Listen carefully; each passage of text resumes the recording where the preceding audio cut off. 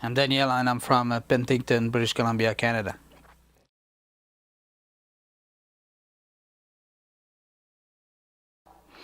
Okay, I was born in a town called Victoriaville, Quebec, which is on the east side of Canada. And I was born, I was 7 months, I was premature. And my mother was told by the doctor that I fought to stay alive. So that was my beginning, and that will follow me for the rest of my life, I believe. My mother was 43 years old, I believe, and my father was 46 years old. So she was already an older woman. She had previously lost three children between my sister and I. So therefore I got 17 years apart with my sister. So I was raised by older parents. My sister left, I was 4 years old. She got married and left home. My brother was still at home. We have 18 years apart. So he married, I was 5. So from the age 5 on, I was left home with older parents. So I was raised by older parents. And I think it had an impact on my life, on how my life will evaluate or go on. And yeah, so from a very young age, I started to depend on myself, on my will, if I can say. And as far as I can remember, I was just a young kid, and I had a strong will. I was a fighter. I was a guy that won't give up. Even though it was at trying to make friends or get a baseball game going, a hockey game going, something going. I was a kind of a leader from a very, very young age. And at the beginning, if I go back a little bit, when my sister was still home, my mom was ill. My mom was mentally ill, I can say, and my sister kind of took over. And so from the time I was born until she left home, she's the one that pretty much got me going, or took care of me as a young kid, as a baby. And then she left, and my brother left, and yeah. So yeah. So then I started school, but I was a lonely person. I was a lonely child. I was. I don't know. It's not that I wasn't making friends easily, but having no brother and sister, and being raised by all parents with a mother that was ill, there was not a whole lot of communication in my house between the three of us. There was no communication between my father and my mother, and not much conversation at the dinner table. And a few years after, probably around age 8 or 9, I first noticed my mother was drinking very heavily, and I will come home and she'll be drunk. And then my father tried to intervene and to make her quit, and that didn't work very good. So age 10, 12, 13 years old, the drinking of my mother is getting worse and worse and worse, to a point where I became ashamed. I didn't want to bring any friends home, because never know what type of situation or what kind of situation she will be in. So so I had to face an alcoholic mother pretty much every time I would come home. and yeah, so then I myself discovered alcohol. I was 13 years old. So age 13. So yeah, so like I said, I was a guy with a strong will.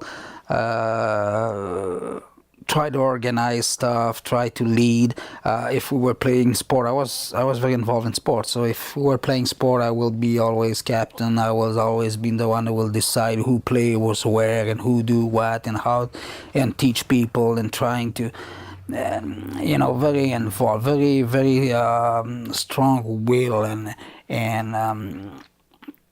that was my way of trying to connect with people, and so. But at the same time, a feeling of loneliness that was terrible, as far as I can. Even as a young kid, for some reason, there was something telling me that I was different, and I wasn't like the other kids, and I had this feeling, this loneliness, this pain inside. It was inside of me, and just didn't know what to do about it, and couldn't get rid of it.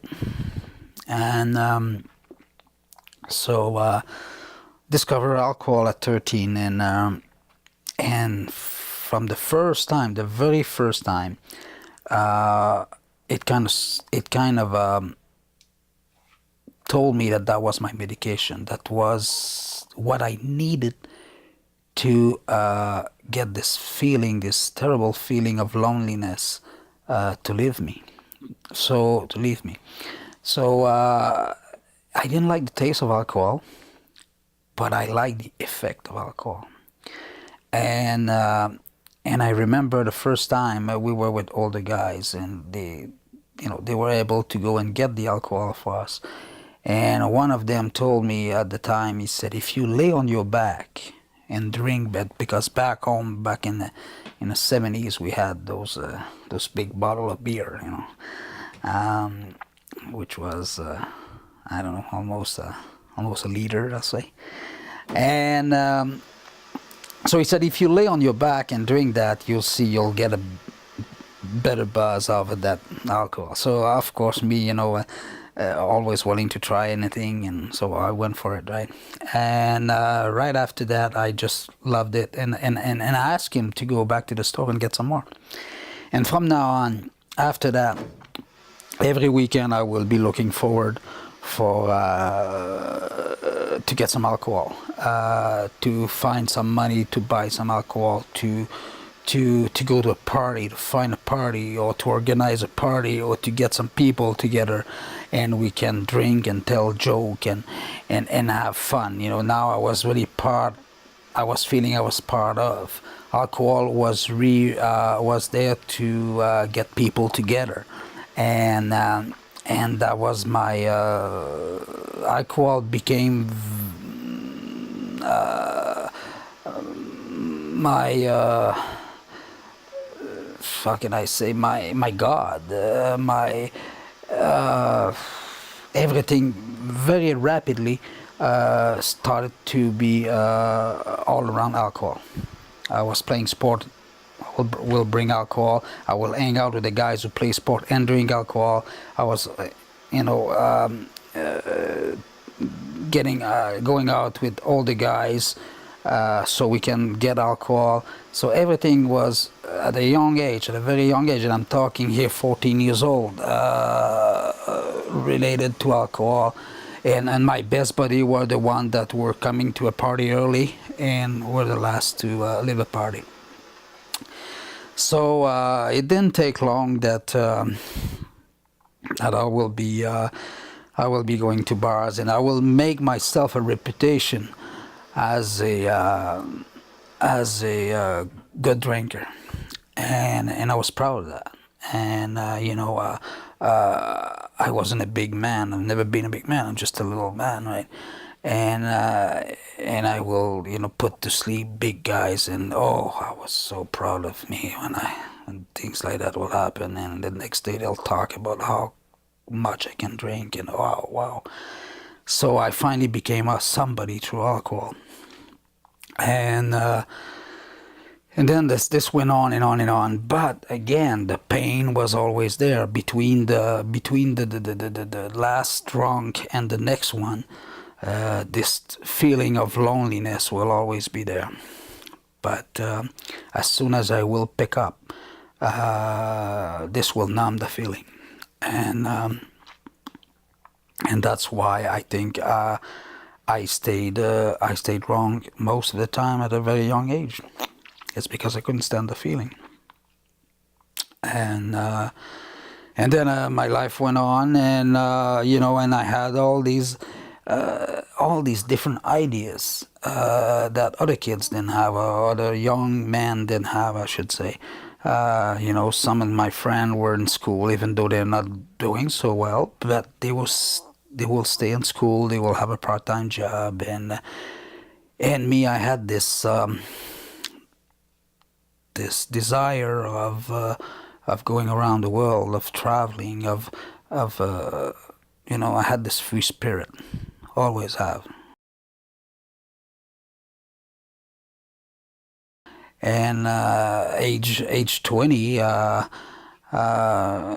left and went to France, and with my alcohol addiction and my at this time I also had developed the drug addiction.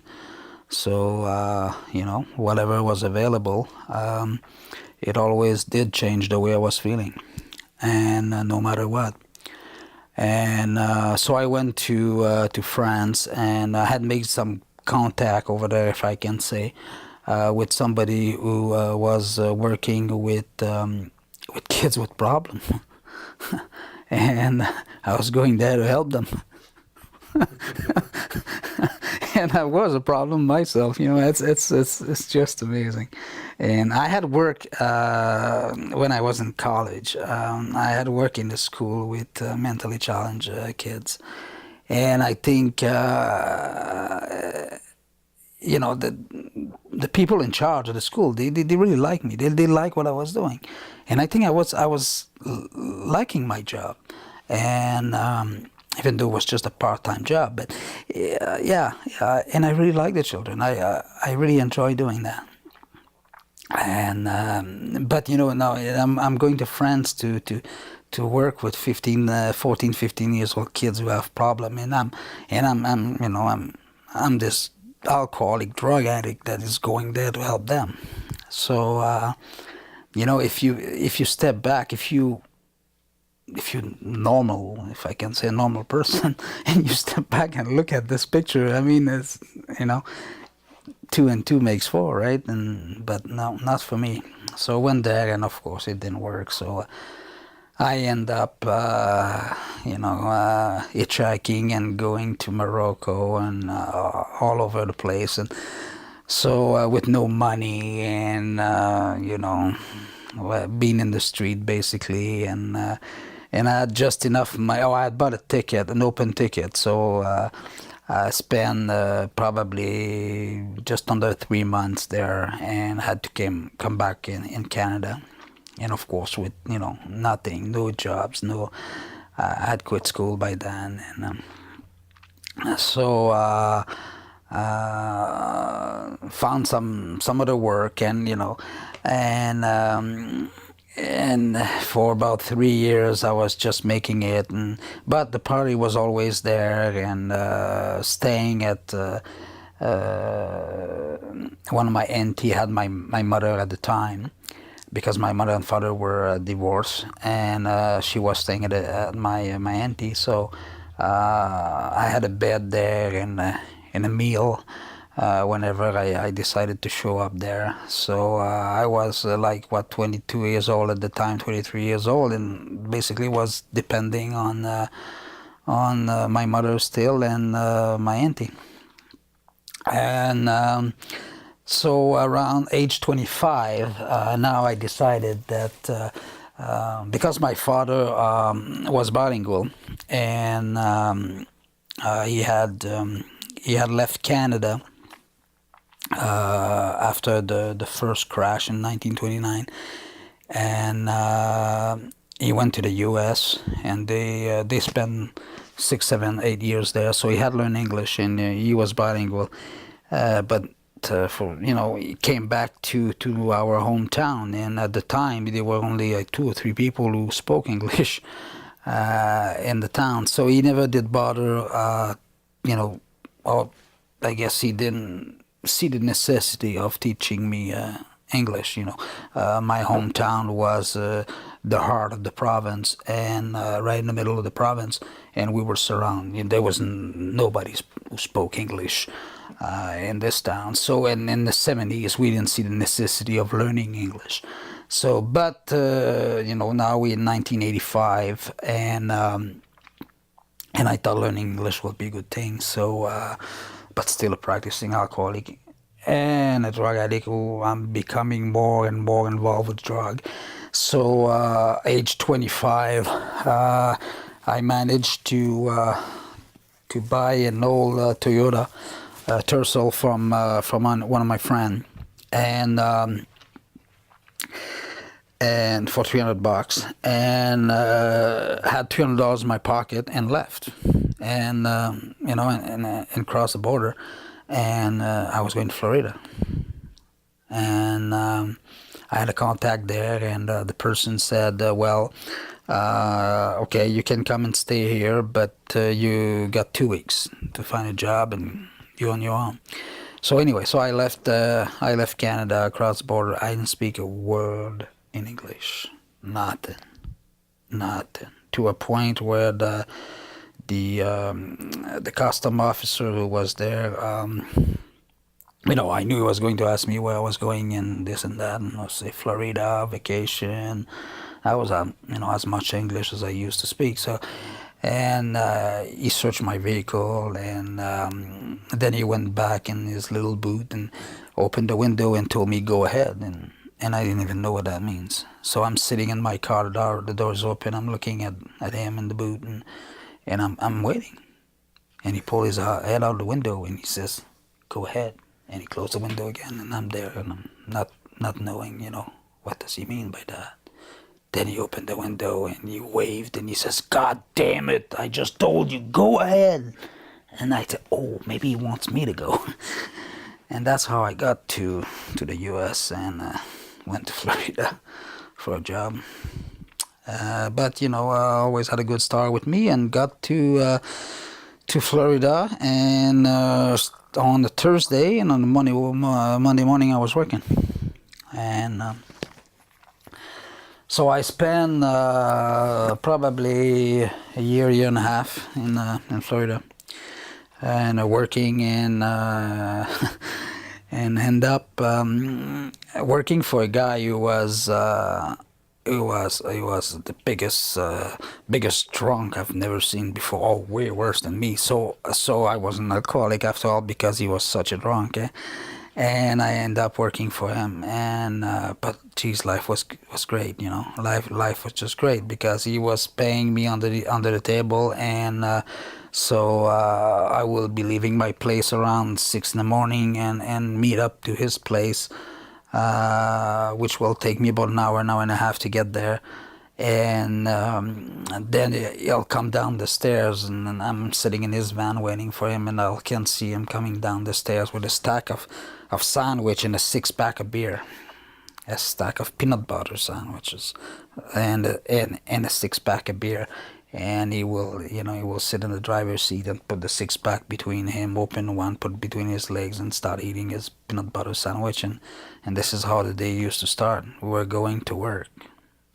And by the time he'll go around town, pay few bills, and do this and do that, we will get to work around 10. And that was in Florida. That was where, and again, he was a drunk, but so talented at what he was doing. We were doing tile and marble, and we had the rich people. We're talking about Boca Raton. We're talking about Pompano. We're talking about big money, and we would work for 2 hours, and by lunchtime, we'll go to the bar, and that would be the end of the day. and then he'll be drinking. And I had, because I was a guy who always did kind of stand up, I told him, I said, listen, I said, you're not going to make me leave my house at 6:30 in the morning for 2 hours of work. I said, if we end up at the bar, you buy the beer, and I'm worth $10 an hour when I'm working. I'm worth $10 an hour when I'm sitting in the bar. So I was making money sitting in the bar and drinking. So that was life was good. Life was just good, right? And that went on and on and on, and for about probably about another year. So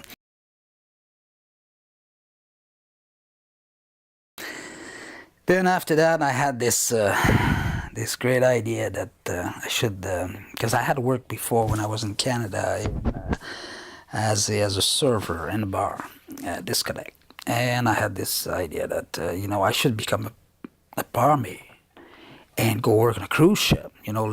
That's life. That's a real life.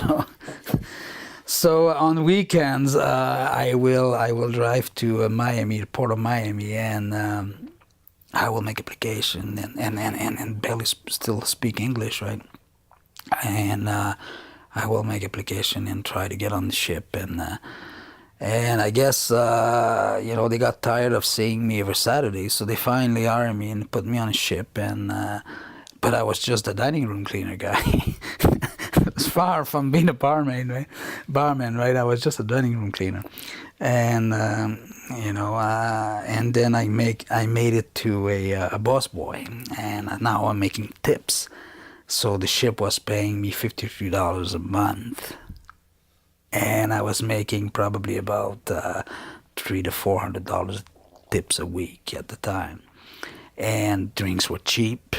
I had a meal. I had a bed. I had a roof. I had a bed, a shower, and that went on for almost 2 years. And a party every day. And again, I was trying to get people together and party late and get provisions and make sure we had enough to keep on going. And I managed to oh yeah, and I had a girlfriend at the time, so I managed to have her come and work for the company.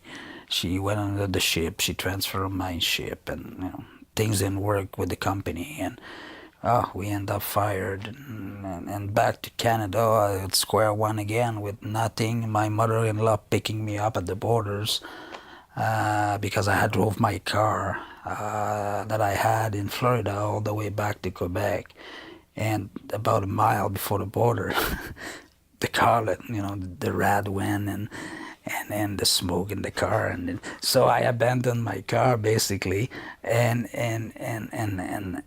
talk about luck, talk about luck. There's a restaurant, so I go for coffee and phone Canada because I got nothing in my pocket, right? So I got to phone my mother-in-law so she can come and pick me up. And who walks in? A guy with a tow truck. And I ask him, I say, hey, I got a car there, and I'm from Canada, and what am I gonna do with that car? Well, the guy said, if you take $150, it'll be mine. And I made $150 out of my car, and anyways, I got my mother-in-law to come and pick me up, and back at square one again in Canada with no job, no nothing, and through my drinking and drugging, broke up with my girlfriend and make friend with another woman who was a bartender, and I got involved with her, and then met her best friend, who was a cook, a chef cook in James Bay. And James Bay, it's the northern part of Canada, of Quebec, and this is where the hydro power plant are, and the big project are, and at some point there were like 20,000 people working in James Bay. And so this guy is a chef there, and so through my drugging and drinking and party with him, and made friend with him, and he managed to get me a job up there. And now I'm working 7 days a week, 12 hours a day. And there's alcohol at the time. There was alcohol available there. Everything was available there, whatever you want, and it was all available. So the drinking and drugging continued to a point where now I'm drinking, heavily, and I'm in my room and by myself, and drugging and drinking, and that goes on and on. And because I work like 2 months and get 10 days off, of course, when I come back to Montreal on my 10 days, I got a few dollars saved, and now the party is on for 9 days, and go back there with not enough money to buy a pack of smoke. And this is also the time where I had a motorcycle. I was probably about 15 years old, from 15 to 17, 18. And then when the drinking got heavy, I didn't have money to afford anything, so I wasn't riding anymore. But now that I'm in James Bay, I come down and I afford a motorcycle, so I bought a motorcycle and went back to riding again. Kept my motorcycle for probably about 2 years, but I'm so deeply involved with drug and alcohol it's just like playing Russian roulette, and I guess I had some clarity to get rid of that motorcycle, and that would be the end of me riding for another 20 years. And I spend my time drugging and drinking,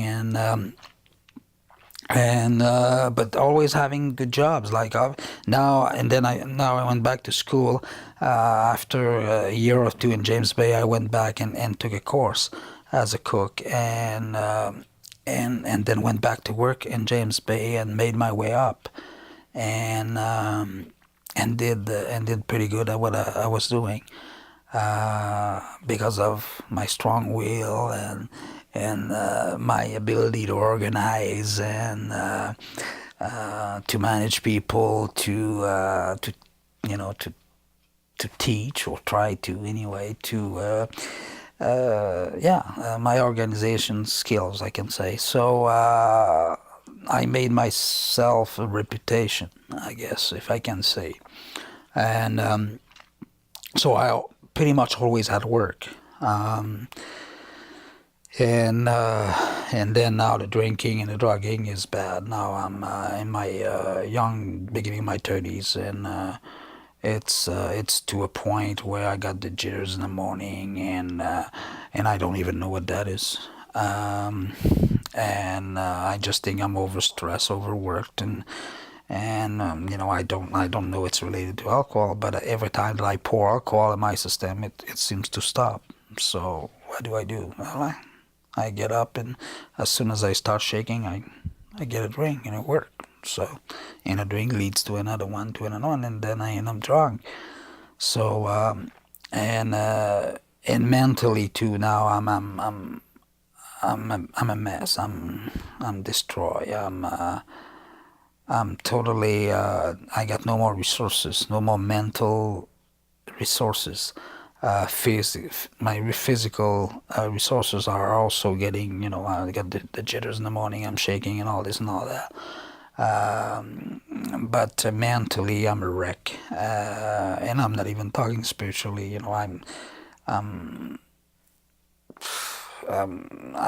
don't know. I'm to a point where it's like I'm totally abandoned, and don't know what to do. And suicide crossed my mind, and but for some reason, I guess because of my strong will, I always had this thing with me that tomorrow will be better, and there's got to be a way. It's got to be a way. and it's just a matter of time. It's just a matter of me finding it, but it's got to be a way. So I never did gave up. I never did, I always tried and try and try and try. So, relationship to another relationship, and I managed to keep my job, though. Job wasn't really a problem, because it was what I needed to support my habits, and but I went from one relationship to another, and yeah, so all over the place, mentally all over the place, and no foundation, no nothing, nothing. I'm a day-to-day guy, and yeah, so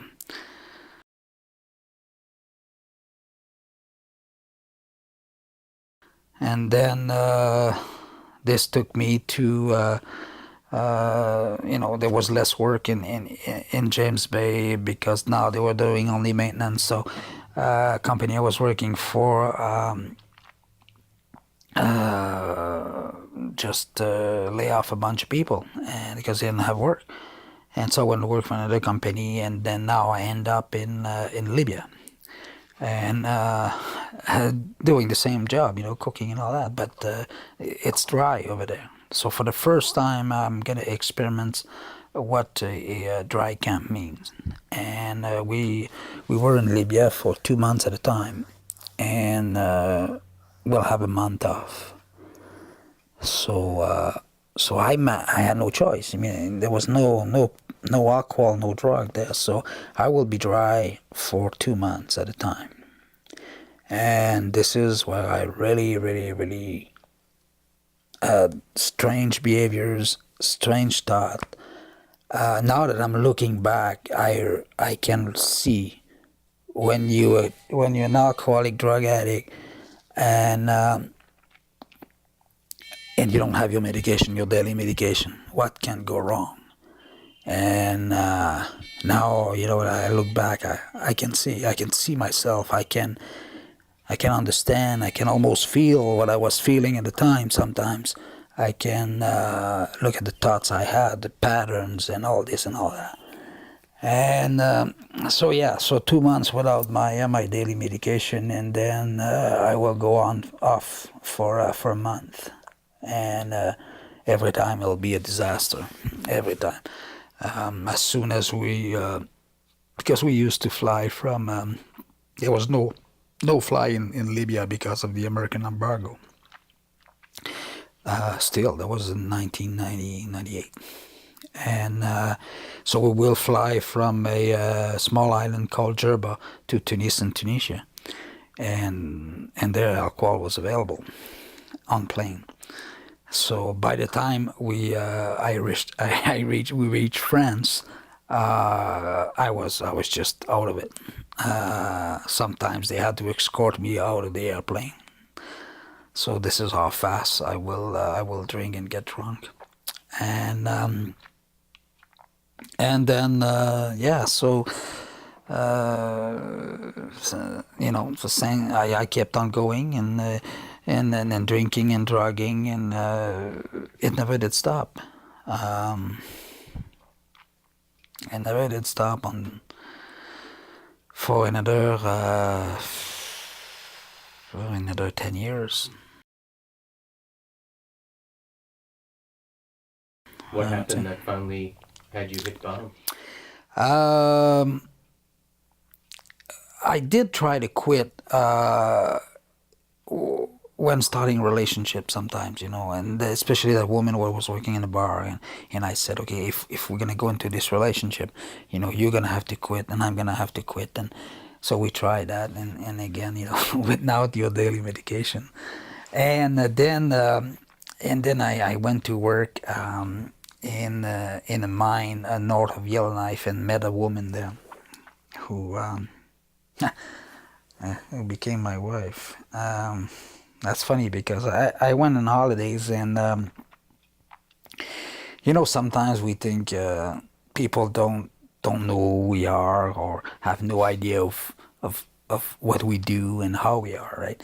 So I'm in the holidays, and I come back to the mine, and there's this big Italian guy who replaced me when I was in the holidays, big Italian chef, and he comes to me right away as soon as I get into the kitchen there. And he said to me, he said, Danielle, he said, there's a lady here who just came a couple of days ago, and he said, you're gonna love this lady. Oh, you and her are just gonna get together. And I saw her. She's working, and we're talking about 600, 700 men camp, I guess, at the time. So there's quite a bit of people working there, and there's a big rotation. So you go on vacation, you come back, you got 4, 5, 6 different faces there. So, and there's a bunch of people working, and then I see her, and sure, I walk right to her and start talking to her, and she look at me and she says, well, I'm due for a break. Why we don't go for a smoke? And from there on, it started. So again, you're gonna have to quit. She's drinking, she's drugging, I'm drinking. Oh, we gotta have to quit that. So we tried this, and didn't work, and we end up both quitting the job, and back in Quebec, where I had bought a condo, well, with another woman, and as you know, back in, so kick the woman out, get this woman in, and she doesn't speak French, so that's not working. So sell the condo, pay the debts, buy a truck, and we moved to her hometown. And we knew it wasn't a good idea, but it was going to be okay. So we moved to her hometown, and of course, I managed to stay clean and sober, but she was not. And then finally, when I discovered that, or when she admitted to me that she was smoking dope, blah blah blah, so we decided, well, treatment center. You got to go. It was a treatment center, and it was a small native community, and there was a treatment center with a good reputation. It didn't just happen that the man who was running the treatment center was her cousin. So got her in there, and they approached me and they said, after 2 weeks, you can come in if you want as a support. And I said, well, yeah, seems to be a good idea. So I went there after 2 weeks. So, and they got me in there and start searching my bag. And, what are you doing, searching my bag? Me? Why are you doing that to me? They're searching my bag for drug and alcohol. I mean, a guy like me can't do that to me. And got in there and got with the counselor and started to talk, and they were telling me I was a codependent. So what's codependent? Well, here's a book, you read that and we'll talk about it. I had no clue what that was. I was a codependent. Me, a codependent. What the hell's that? So, and they had AA meetings there. And I had to, as a support, so I had to go to meetings with her. So I went to meetings and sat in the room and look at these things on the wall. And first one, number 1, says, we admitted we're powerless over alcohol and our life was unmanageable. And I thought, yeah, that's it. That's me. Of course I'm powerless over that thing. I damn well know by the time that there was no such a thing as a drink. When I was, if I had $10 in my pocket, I wouldn't drink.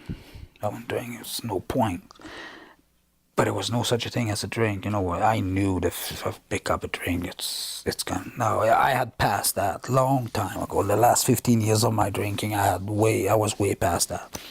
So I look at the steps that this part that was written on the wall, and the unmanageability of my life. I was then 40-some years old, and then I thought the unmanageability meant that my life was unmanageable because of the things that were happening to me. Right?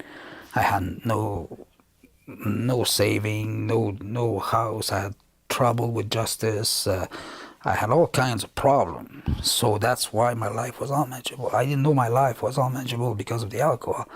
That's what made my life unmanageable is I couldn't stay sober. No, I was associating that with everything that was happening to me. I had all that backwards because I took the two sentences that were on the wall there, and thought that was it. I didn't research that. I didn't go and look why are they saying that. What is all behind that? So I managed to stay. I kept on going to meetings after the treatment center. I managed to stay sober for a while. I had a relapse, and I got back in the room, and in AA that is, and managed to stay sober for 18 months with the little information I had, and went back out again, and went back out on I'm having a dinner one time, and I'm at the pub, and I'm having this roast beef dinner, and I'm thinking, I've been sober for 18 months, and probably because of my French Canadian background, red wine was always a big thing at dinner, right? And I thought, a glass of wine with that dinner, right? Now I'm not thinking. I don't know anymore that a drink will lead me to that. But in the back of my head, I'm like, okay, I'm gonna have this. This is Friday today. Monday night was my home group at AA in the Yukon. I'm gonna go there. I'm gonna walk down the stairs, and even before they open the meeting, I'm gonna tell them, all of them, that I had a drink, and I'm back in AA. And this time I'm gonna make it. I'm gonna tell them about my relapse. I'm gonna show them that you can be honest after all. You don't have to go and hide. I'm gonna have that drink. I'm gonna walk down the stairs on Monday, and I'm gonna tell them I had a glass of wine Friday night with my supper.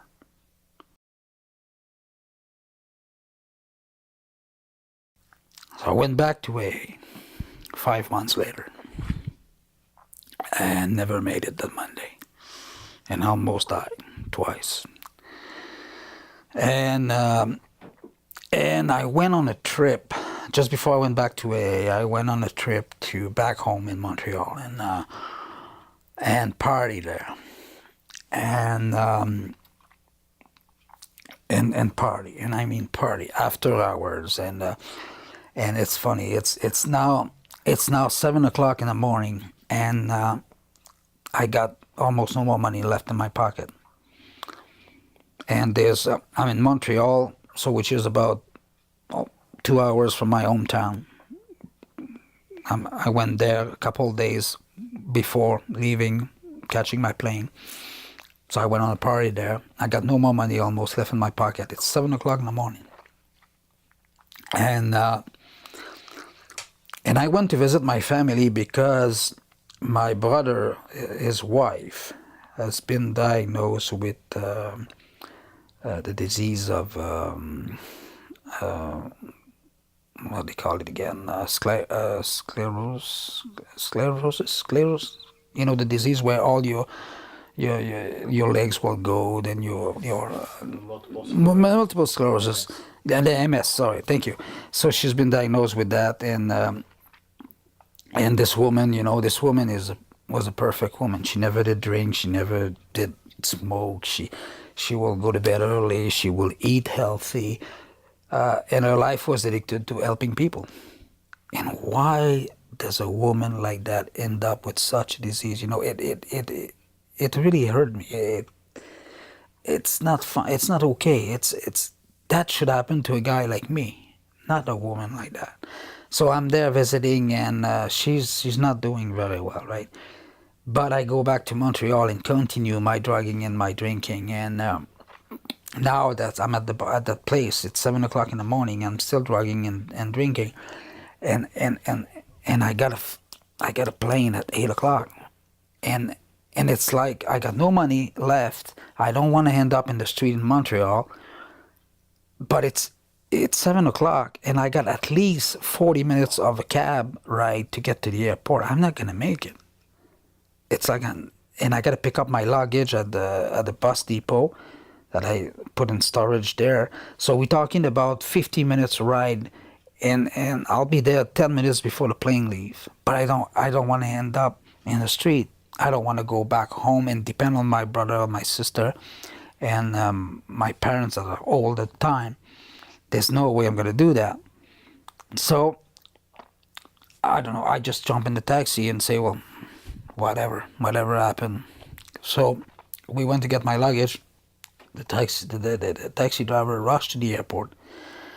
I got to the airport at 10 to 8, and I look on the board, and there's a delay for the flight for the Yukon, because I'm going back to the Yukon, an hour. So I made it. I think I got $5 left in my pocket. And I got a place in the Yukon, though I don't have money for rent, but I can't stay there. I know I can't stay there. So at least I got a roof over my head. And then I lay on the bench, close my eyes, and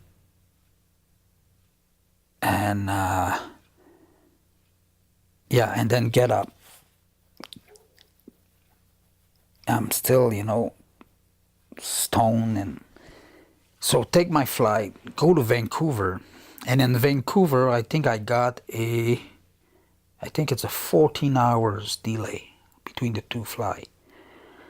So I back on the bench again, and I lay on that bench, and I fall asleep. And when I woke up, it was 8.5 hours later, and it had passed like in half an hour sleep. I just was out of it, but something happened there. Is when I woke up, because now, I'm at the end of my rope here, I'm in very, very bad shape. I went back out. It's worse than it's never been before.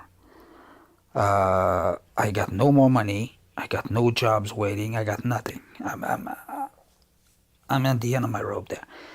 And when I woke up, there was something inside of me that I never did feel before. It's like this pain and loneliness that I always felt since I was a young kid. It just felt like I was going to be okay. There was no voice, nothing to talk to me, nothing. There was no presence of something beside me. It was just an inside feeling that I've never did experiments before. It was the first time that it's something inside of me felt like it was going to be okay.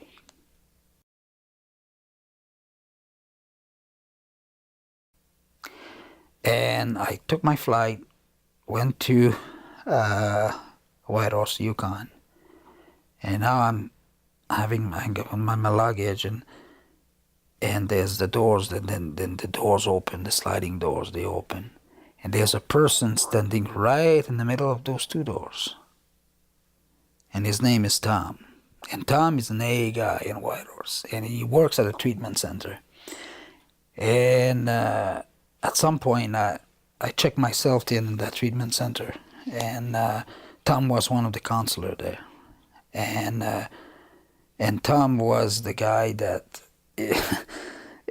one time with my wife at the time, we have no money.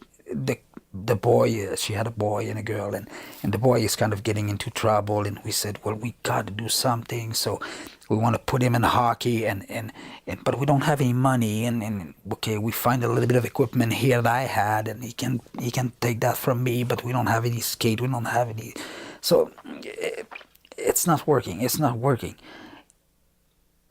and maybe after, no kidding, maybe 15 minutes after, there's a knock on our door. Open the door. Who's there? Tom. What does he have in his hand?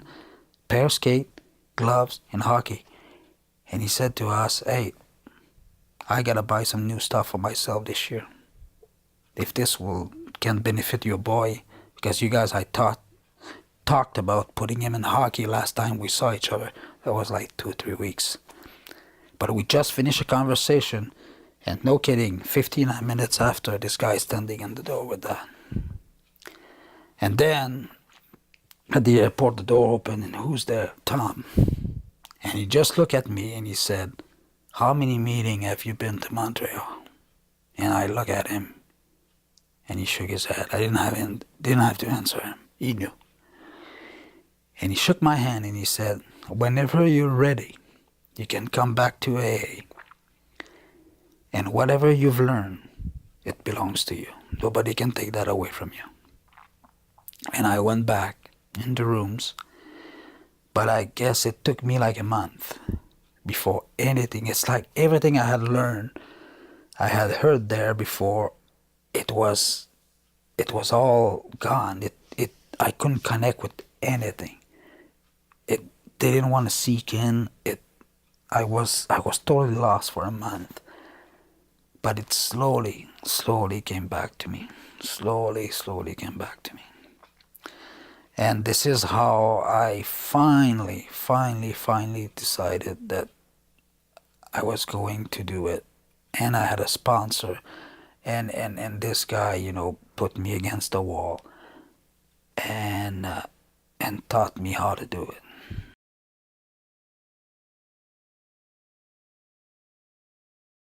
And this is where I guess this is where my belief in a power greater than myself came, is on that bench at Vancouver, where I had that feeling that I was going to be okay. And all my life, I've tried everything to get rid of that loneliness, that pain that I had inside of me. I tried everything, and it never did work for me. And what happened is, after I had that feeling I was going to be okay, it's not that I was okay all the time. Loneliness was still there. But I could, a little bit at a time, have a minute, a 30-second, where I would like, hey, it's fine, I'm okay. I don't feel that feeling. I didn't feel that feeling for the last 30 seconds. I'm fine. But pain and loneliness will come back again. But I had a break. And I kind of knew that it was possible to get more of that. And this is how I came to believe, or I was willing to now to rely on something, to say, to make an attempt to reach out for something that I didn't know. That was, and growing up, I mean, my father didn't had any good experiences with church and priest and all that. So, even though he was in an atheist, I don't think he was, but he never did like the religion. He never made a big deal out of it.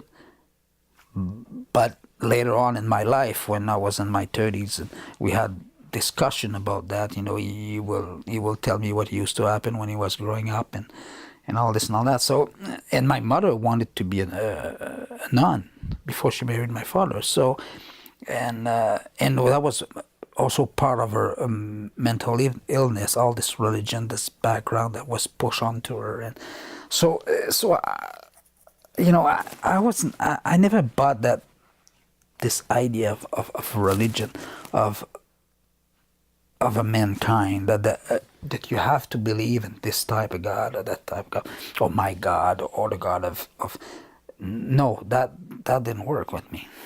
And so that's why this experience I had, this thing that happened to me, I was willing to give it a try. I was willing to reach out for something unknown, but that had no name, that didn't belong to any religion. It was just for me to reach out and get out of my head, get out of me, and put myself aside and say to this thing, or whatever is there, I need your help now. I need help. I need guidance. I'm not doing well. It's just for me to get out of self And I always say I got my spiritual head and I got my head.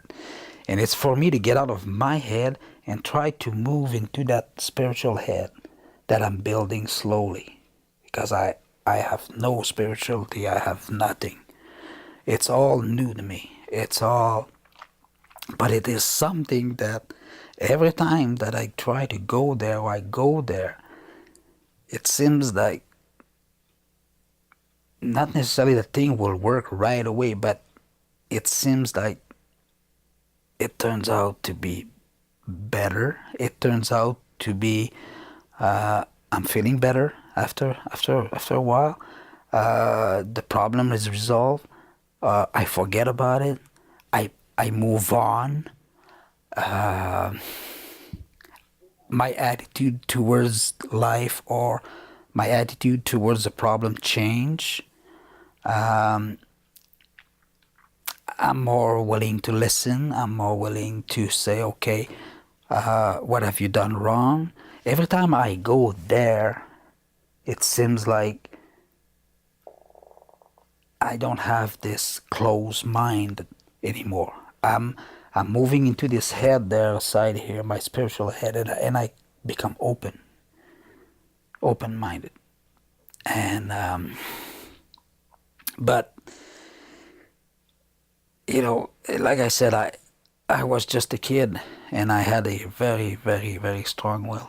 And for a guy like me, and you know, and my background too, you know, being probably being a French Canadian, if you know if you watch hockey or and you know about the temper of a French Canadian, that was me growing up. That was me playing hockey.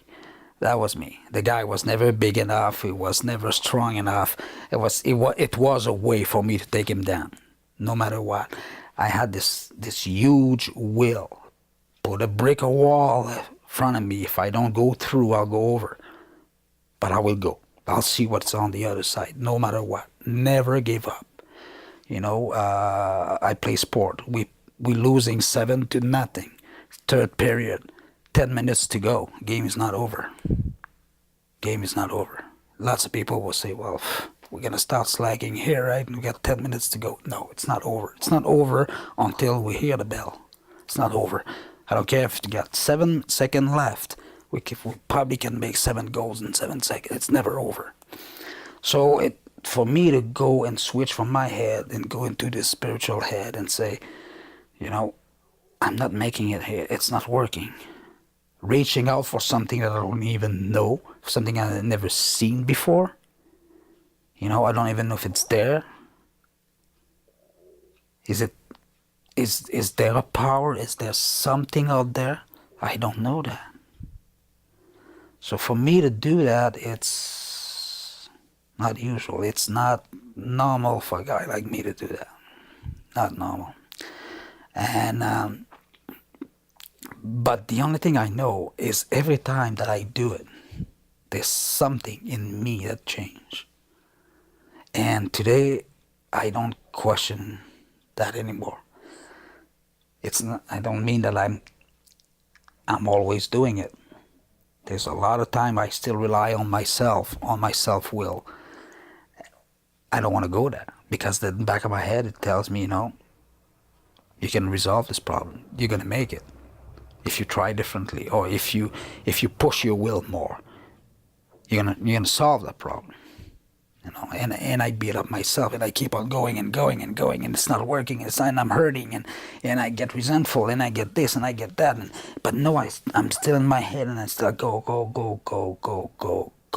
to a point where I say, okay, let's try to reconnect and to move again into this head here, see how it goes. And every time I do it, it works for me.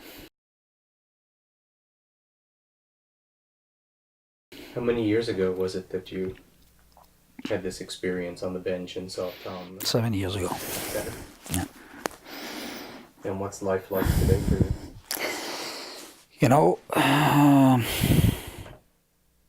this feeling of loneliness is most of the time gone. Most of the time, I actually don't have to fight it. When I get up, it was normally when I would get up in the morning, the first thing I would feel was pain, pain of loneliness, like, like I gotta go to another day. You know, it was that feeling inside of me, pain, loneliness, or I will get up in resentment. As soon as I will open my eyes, I will have resentments, I will have pain. And today, if I only do few simple steps, few little thing I have to do, I don't get up like that in the morning. I don't wake up and the first thought is pain of loneliness, or it's resentments, or it. I'm not saying it doesn't happen. It still happens, but not on a daily basis. I got way more good days than I have bad days, and and I and now I kind of get a feel of what grateful means today, you know. And I'm so lucky. I've been lucky of my life. I always had a good star. I There was always something working for me. No matter what, no matter how deep I was, no matter how lonely I was, no matter how mentally dead I was, there was always something in my life that was working for me. There was always something happening for me. It's like this thing of life. It's just a tape that is playing, and no matter what, it's not gonna change. You know, it's like sometimes I'm thinking about that. I'm not saying this is what it is. I don't have the answer of that. But I'm looking at it and say, you know, it's all predetermined, and it's because I should be dead by now. Honest to God, I should be dead. The place I've been, especially when I was in the U.S., because I had also other problems. I had sex problems. I didn't have only alcohol and drug. You know, there's a lot of things that goes with that, sex and I always had to get my adrenaline go, and you know the being in places where my life can depend, my life can go in a fraction of a second. So, and I'm talking places where you don't want to end up, where it's very dark, and the people are working with guns, and girls are in the streets, and you're the only white man there. That's what I used to do when I was in the state, when I was working there for about 2 years. There's places where I've been that I should be dead by now. And there's the way I used to drive my vehicle, or to ride my motorcycle, or I should be dead by now. You can take only so many chances in life. You know, you can push your luck only so far. You know, one day something's gonna happen, and I'm still here.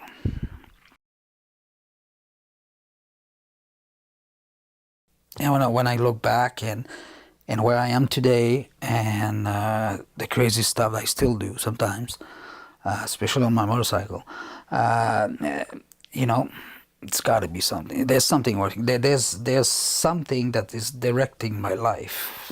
It's got to be. It's got to be.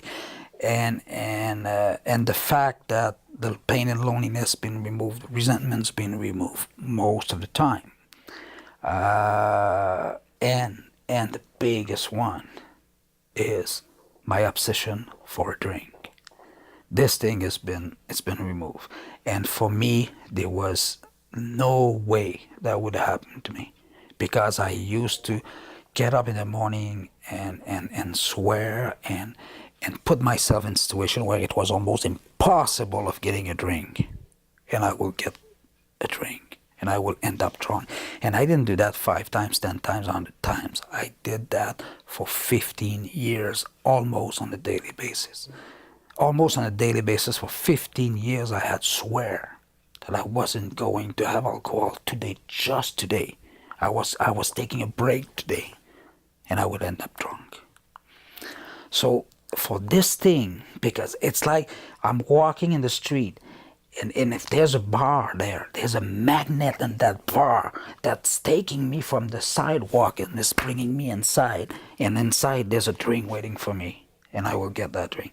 And today, that doesn't even There are days where it doesn't even cross my mind that a drink will be good or a drink will do something for me. It's this, and that's what this program of Alcoholics Anonymous say. That there's a miracle in this program, they say, and I really believe that the miracle is that the obsession of a drink will be removed as long as you are spiritually fit that day. And for me, there is no doubt in my mind. So I don't have to figure out what kind of God I have or exist, or if it exists or not, or I don't have to. I don't have to figure it out. The only thing I have to look at is the fact is I couldn't stop drinking. I came to a program, I did few certain steps, and what they guarantee me in this deal, this outfit, is that there is your desire or obsession, they call it, to get a drink will be removed.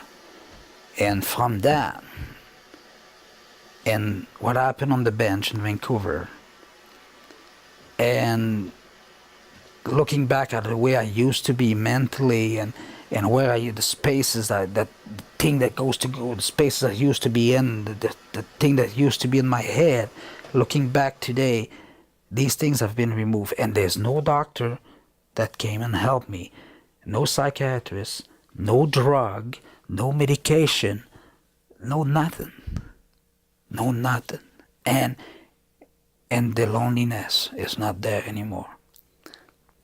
And for that to happen, and I did this, all happened by me being willing to give a try to something that I couldn't touch, couldn't see, couldn't hear. And for that to happen, to me, it's what it is. It's that is my spirituality. The little bit I have, this is what I believe in. There's nothing else that did work before. There's nothing else that was going to work, it seems like. And just by relying on something outside of me. And that's what they told me. If you do that, this is what's gonna happen. They didn't say, you know, you're gonna get a better job, you're gonna get better sex, better wife, better this, better that, you're gonna be more happy, no, they didn't say that. What they said to me is that the desire or the obsession of getting another drink will be removed from your head. That's all. They didn't make any other promises but this one.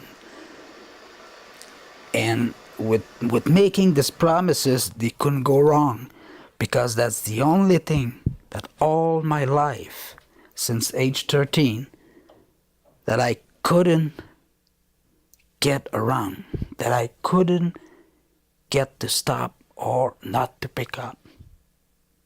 That's, and we talking here 35, 33 years almost, 32 years. That I fought that I tried that, and almost on a daily basis. Never did happen. And then suddenly, they give me some direction, they tell me this, and they say, okay, you do this, you do that. And it's gonna probably work for you. And guess what? It did.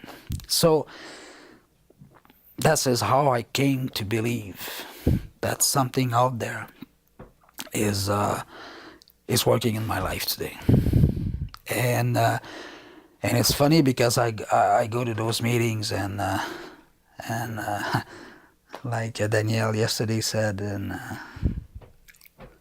those meetings will save my life. Yeah. And people are sharing there, and this is what they're saying too. They're saying that this obsession has been removed by doing what they told us to do, which is very, very simple. Is rely to a power. Try to rely to a power greater than yourself. Get out of self and try to rely on something that you don't know. Ask for help. Reach out. And, and it worked. So certainly not spiritually fit on a daily basis. Certainly not. I'm not there. Not a guy like me. It's gonna take a long time. Uh, I really believe that I got sick over 33 years, one day at a time, and it's gonna take me a long time to get better and to be spiritually fit on a daily basis. It's gonna take time, but at the same time, I cannot use that to procrastinate and say I ain't gonna do nothing because I know I got 30 some years, I got 20 some years to go before I'm spiritually fit. So I gotta get, I gotta get going here. I gotta get out of myself and do what I have to do, help others, rely on my power, try to help others, clean up my side of the street, all the stuff that is there. All the tools that are there for me to use, and how can you go wrong? How can you go wrong if you decide to rely on a power that is greater than yourself, or to get out of self and say, okay, I'm gonna try something out there, and then when you make that decision that you're gonna try to do that, and then after that, you look at your life, you look at what went wrong with your life. What did you do to set the ball rolling? Where were you wrong? And when you do an inventory of what went wrong with you, what are the things that you've done wrong, not the other people, but you, what part did you play in that? When you do that, and then you get some help from other people that did that too, and then you look at that with these people, and then you go on and eventually you're willing to see the people you hurt, or to meet them, and ask for forgiveness and say, and meaning it, because you're a different person today. You're trying to have a better life, and you go and make amends to these people. And as you do that, and then you keep on relying on that power out there to have a better life, to become a better person. Only by doing that, how can you go wrong? What can go wrong in this process? It's worth a try. For a guy like me, it's definitely worth a try. And what am I gonna lose if it's not working? Hey, I can go back to drinking. If the pain is even greater than it was before I start this process of trying to rely and clean up my act, and look at what I've done, cleaning that up, and make amends, and keep on going on some sort of spiritual life. If the pain is greater than it was before I start this process, well, I just got to go back to the bottle, right? And maybe that will solve the problem. Who knows, right? If the pain is greater, but the pain is not greater. So it's a spiritual journey, and I just have to go on and to keep on going, and one day at a time. Thank you so much. Thank you. You're welcome. Perfect.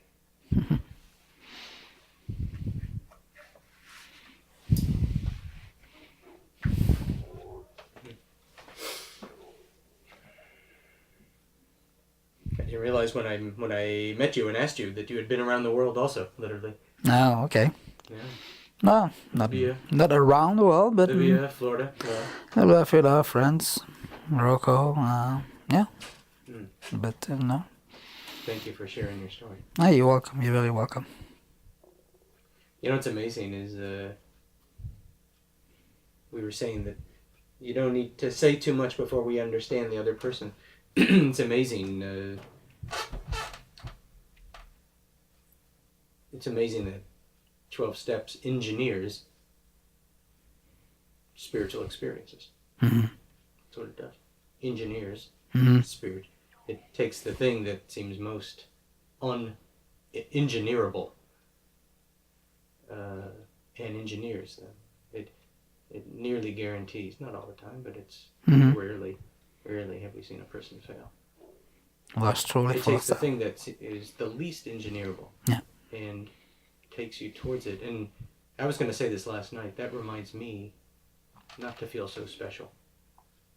because it wasn't of my doing. In fact, in the chapter to the wives, my favorite line of the whole big book, it says at the end, "And if your man drinks again, do not worry or pay no mind. Yeah? Either God has removed his obsession to drink or he hasn't." And it reminds me, Yeah. you're just lucky. You're just, Yeah. Yeah. it wasn't your doing, not because you're a guy who knows how to work the steps and you're a tough sponsor. And it wasn't your doing, Daniel. It wasn't.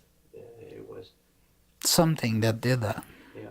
And that's the most untouchable is engineer. It's kind of it's a paradox. That the most superhuman thing can be engineered with some regularity, and that it stays around as long as we're grateful and of service to others. We the most selfish of people become.